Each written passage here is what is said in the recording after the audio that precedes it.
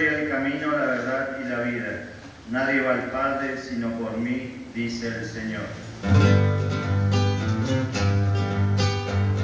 Aleluya, aleluya, aleluya, aleluya, aleluya, aleluya. Que el Señor esté con ustedes. Evangelio de nuestro Señor Jesucristo según San Juan. Durante la última cena, Jesús dijo a sus discípulos: no se inquieten, crean en Dios y crean también en mí. En la casa de mi Padre hay muchas habitaciones. Si no fuera así, les habría dicho a ustedes que voy a prepararles un lugar. Cuando haya ido y les haya preparado un lugar, volveré otra vez para llevarlos conmigo, a fin de que donde yo esté estén también ustedes. Ya conocen el camino del lugar a donde voy. Tomás le dijo: Señor, no sabemos a dónde vas. ¿Cómo vamos a conocer el camino? Jesús le respondió: yo soy el camino, la verdad y la vida. Nadie va al Padre sino por mí. Si ustedes me conocen, conocerán también a mi Padre. Ya desde ahora lo conocen y lo han visto. Felipe le dijo: Señor, muéstranos al Padre y eso nos basta. Jesús le respondió: Felipe, hace tanto tiempo que estoy con ustedes y todavía no me conocen. El que me ha visto al Padre, como dice, muéstranos al Padre. ¿No crees que yo estoy en el Padre y que el Padre está en mí? Las palabras que digo no son mías, es el Padre que habita en mí el que hace las obras.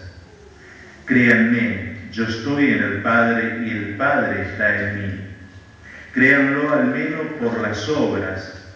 Les aseguro que el que cree en mí hará también las obras que yo hago y aún mayores, porque yo me voy al Padre. Palabra del Señor. Gloria a ti, Señor Jesús.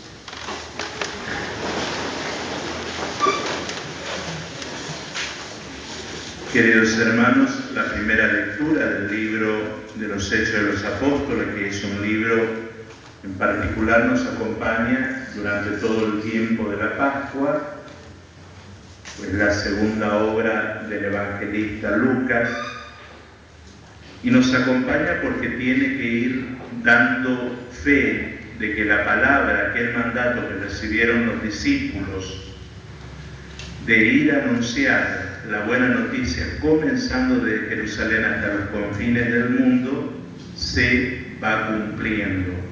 Y de qué manera Dios va acompañando a la comunidad a través de signos y prodigios, por medio de cómo obra el Espíritu Santo en los apóstoles y cómo el resucitado los acompaña. Pero al mismo tiempo nos muestra también la dificultad que hay en ir proclamando la buena noticia e ir formando comunidades. No siempre la palabra de Dios es aceptada en su totalidad y también no siempre los grupos están decididos a esta altura del libro de aquello que dicen que todos tenían un mismo espíritu, acudían a la oración, a la fracción del pan y ponían sus bienes en común para que nadie padezca necesidades.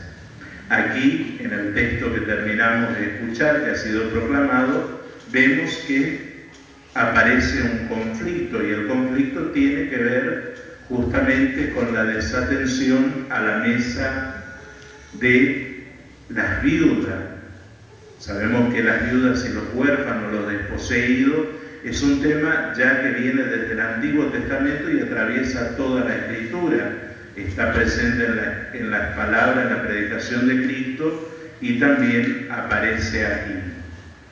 Pero en realidad no era la totalidad de las viudas las que estaban descuidadas, Sabemos que la primera comunidad cristiana en Jerusalén está formada por judíos que vivían en Jerusalén, pero también integrada por algunos judíos que venían de la diáspora, es decir, lo que se puede conocer como Antioquía, Grecia, eran judíos de habla griega.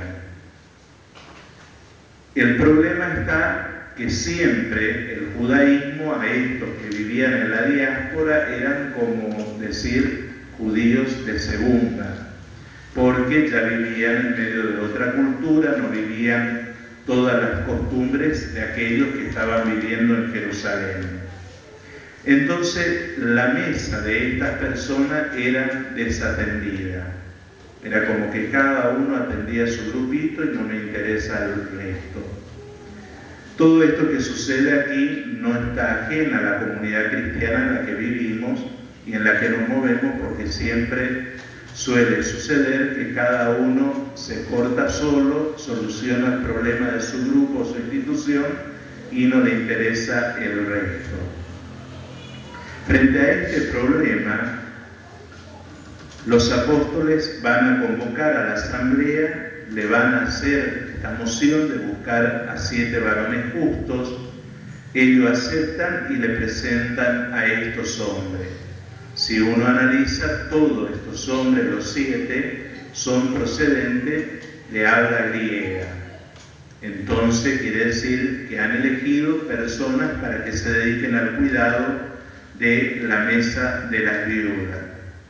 Dice, oraron, le impusieron la mano, y de esa manera aquí aparece también, más allá del conflicto, cómo el Espíritu Santo suscita en la comunidad cristiana los ministerios necesarios para un mayor servicio. El ministerio que aparece aquí es el ministerio del diaconado, es decir, por la imposición de la mano, los apóstoles comunican el Espíritu, lo consagran y quedan destinados para atender lo que hoy nosotros llamaríamos el área de la caridad. La lectura de la primera carta del apóstol Pedro nos habla de una piedra viva. Este tema de la piedra viva también aparece en el Evangelio.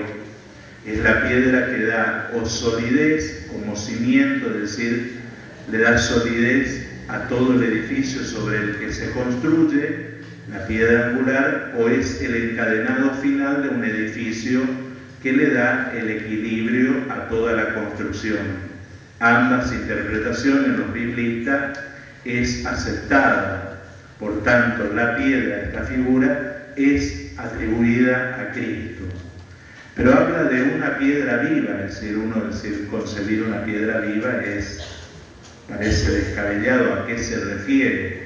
Viva porque, es decir, las piedras preciosas en aquel tiempo le llamaban piedras vivas, porque a medida que iban tallando, iban llegando a su interior, conocían la riqueza y la belleza y la calidad del material. De esa manera está diciendo que Cristo es la piedra viva, pero también en torno a Él, el cristiano también es una piedra viva y que es utilizada para construir, edificar, levantar el templo santo de Dios, es decir, su morada. Un padre de la Iglesia va a decir que los cristianos en definitiva son esa piedra viva y el Espíritu es aquel como el cemento que va uniendo una con otra para conformar este espacio. Volviendo al tema de la piedra, sabemos que el antiguo pueblo de Israel se concibió como pueblo de Dios en torno a la montaña santa del Sinaí. Se concibió a sí mismo como el pueblo de Dios. El nuevo pueblo se concibe y descubre su identidad en torno a la piedra que es Cristo. Y al mismo tiempo, como el antiguo pueblo ofrecía sacrificios en honor a Dios, también el nuevo pueblo está llamado a ofrecer sacrificios. Pero ya no de ternero, de carnero, sino sacrificio, dice, agradable y espirituales al Padre. Esto de ofrecer sacrificio espiritual uno puede decir, bueno, ofrezco una oración y ya está. ¿Qué significa ofrecer sacrificio espiritual en el lenguaje de Pedro, también de Pablo y después que lo retoma el concilio en la renovación litúrgica? Ofrecer sacrificio espiritual significa ofrecer toda la existencia. Toda la existencia tiene que ser aquella, la persona que se ofrece a Dios. Y esto se ve plasmado en la plegaria eucarística 3, cuando dice, para que seamos transformados en ofrenda permanente. Es decir, el Espíritu constantemente tiene que hacer eso en nosotros, transformar nuestra vida en una ofrenda espiritual, en una ofrenda permanente, agregando las palabras de Pablo, cuando dice, preséntense ante Dios como hostias vivas, santas e inmaculadas e irreprochables ante Dios. Es decir, presenten su propia vida como ofrenda al Padre. Por último, el Evangelio nos habla en el contexto de la última cena. ¿Y por qué Jesús va a decir no se inquieten? Obviamente que después de la traición de Judas y de lo que anuncia de su muerte, los discípulos no quedaron muy bien, están turbados, es decir, están fuera de sí. Por eso no se inquieten, no pierdan la cordura, no pierdan la serenidad, no pierdan la calma, crean en mí, crean en el Padre. Pero aparece un tema que es el de la casa, utilizado metafóricamente, para hablar de que en Dios todos tenemos nuestro lugar. Y fíjense qué delicadeza, yo les preparo el lugar, pero también cuando esté preparado yo mismo vendré a buscarlo.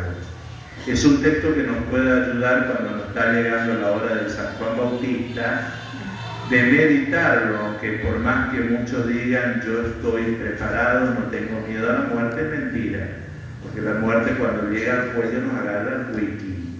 Es decir, y nadie se quiere desprender de este lugar. Qué bueno, porque no nos viene a buscar nadie, ni siquiera un ángel, viene el mismo Cristo a buscarnos a cada uno. ¿Por qué? Porque donde Él está, también tiene que estar aquel por quien Él derramó su sangre y por quien Él resucitó para que tenga vida en abundancia. Por eso después le va a responder a Tomás, yo soy el camino, la verdad y la vida. Para ocupar y acceder a ese lugar que Cristo nos preparó, es necesario caminar el camino que es el mismo Cristo, vivir en la verdad que es Cristo y al mismo tiempo, caminando en Cristo y viviendo en su verdad, uno posee la vida, lo que Juan constantemente repite, la vida en abundancia. La vida en abundancia no es otra cosa que poseer ese espacio que ha sido preparado por Él y tener la vida en plenitud en el seno de la Trinidad. Es bueno también recordar que a Cristo solamente nos acercan los santos y la Virgen. Es decir, ni la Virgen ni los santos puede hacernos entrar en el seno de la Trinidad. El único que nos hace ingresar en el corazón de la Trinidad, en lo más íntimo de Dios, es Cristo. Los santos y la Virgen nos acercan, nos llevan hasta Cristo. Ahí se ve también el carácter de la mediación sacerdotal de Cristo. Muchos especialistas van a decir, como no hay un espacio físico, es el lugar donde estamos llamados a habitar y a morar, es en el mismo Cristo resucitado. Ese Cristo que en la liturgia se manifiesta de un modo sacramental y en nuestra presencia en un modo también, de alguna manera, pero no igual, sacramental, pero que forma el Cristo todo, como llamaban los padres de la Iglesia. Pidamos al Señor que nos conceda la gracia de que recibimos un día en el bautismo, como decía la oración colecta, y que esa gracia nos ayude a dar frutos en abundancia y ese fruto nos ayude a ocupar el lugar que tan delicadamente Cristo nos prepara en la casa del Padre. Por eso, dar frutos, no hay que esforzarse por dar mucho fruto, el fruto tiene que ver con lo de la obra, que dice, ustedes, si creen, harán obras mayores que yo, porque yo vuelvo al Padre. Pero para hacer la obra de Cristo es necesario que el discípulo, cada uno de nosotros, permanezcamos en Él y Él permanezca en nosotros como Él permanece en el Padre y el Padre en Él. Para que nos ayude a rezar a lo largo de la semana, como dice la antífona del Salmo, Señor, que descienda tu amor sobre nosotros. Si el amor de Dios no desciende sobre nosotros, es decir, su misericordia, se nos hace difícil vivir en la verdad, caminar por el camino de Cristo y, sobre todo, experimentar la plenitud de la gracia y de la vida.